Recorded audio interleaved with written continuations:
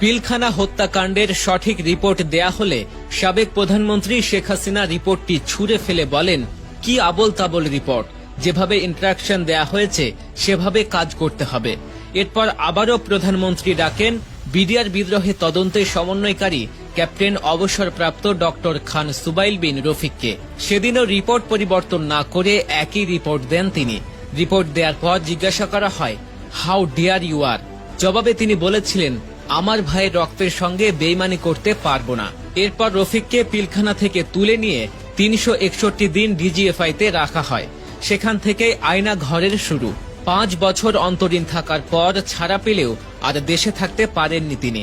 গত ২৪ আগস্ট বেসরকারি টেলিভিশনের একটি অনুষ্ঠানে মালয়েশিয়া থেকে যোগ দিয়ে এসব কথা বলেন ক্যাপ্টেন অবসরপ্রাপ্ত ডক্টর খান সুবাইল বিন রফিক। এ সময় তিনি বলেন, আজিজ, মইনুল, আকবর, জিয়াউল আহসান এদের সবার হাত সে সময় রক্তে রঞ্জিত। আর পুরো ঘটনার মাস্টার মাইন্ড ছিলেন তারিক আহমেদ সিদ্দিক। এই মেজর জেনারেল অবসরপ্রাপ্ত তারিক আহমেদ সিদ্দিক সাবেক প্রধানমন্ত্রী শেখ হাসিনার নিরাপত্তা উপদেষ্টা ছিলেন। ২০০৯ সালের ২৫ ফেব্রুয়ারি সূচনা হয় বিডিআর বিদ্রোহ নামে বাংলাদেশের ইতিহাসে এক কলঙ্কজনক অধ্যায়ের। সেদিন পিলখানার গুলির আওয়াজ ছড়িয়ে পড়ে পুরো বাংলাদেশে।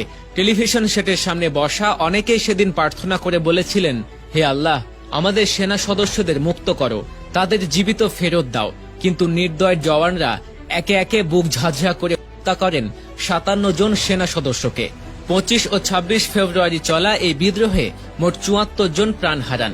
নির্মম সেই হত্যাকাণ্ডের ১৫ বছর পর সাবেক ক্যাপ্টেন অবসরপ্রাপ্ত ডক্টর খান সুবাইল বিন রফিক জানালেন, পিলখানা হত্যাকাণ্ড বিডিআর বিদ্রোহ ছিল না, এটা ছিল পরিকল্পিত হত্যাকাণ্ড। কতিপয় সামরিক, বেসামরিক ও রাজনৈতিক নেতৃত্ব প্রত্যক্ষ ও পরোক্ষভাবে এই ঘটনার সঙ্গে জড়িত ছিলেন।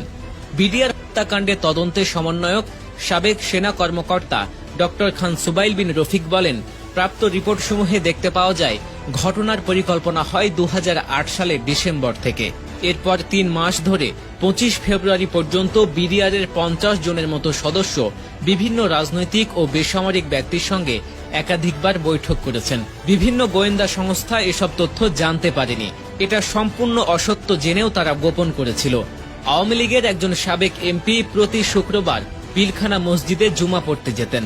নামাজের পর তিনি সেখানে ১ থেকে ১.৫ ঘন্টা বিডিআরের সৈনিকদের সঙ্গে মিটিং করতেন। পরে তার বাসায়ও একাধিক মিটিং হয়। সেসব মিটিংয়ে আওয়ামী লীগের আরেকজন সাবেক এমপিও থাকতেন। মিটিংয়ে বিডিআরের সৈনিকদের উদ্দেশ্যে সাবেক এক এমপি বলেছিলেন, বেশি মারার দরকার নেই, ২-৩ জন অফিসার মেরে ফেললেই হয়, বাকিটা আমরা দেখব। এই দুই সাবেক এমপি হলেন ফজলে নূর তাপস ও জাহাঙ্গীর কবির নানক।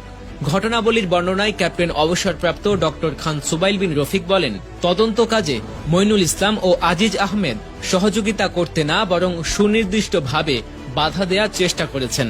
এখানে একটা গুরুত্বপূর্ণ তথ্য দিতে চাই। ২০০৯ সালের সেপ্টেম্বরে বিডিআরের ৩ জন পিলখানার ভেতরে আত্মহত্যা করেন। তবে আদৌ তারা আত্মহত্যা করেছিলেন কিনা সেটি তদন্ত হয়নি। এই ৩ জন ঘটনার গুরুত্বপূর্ণ সাক্ষী ছিলেন।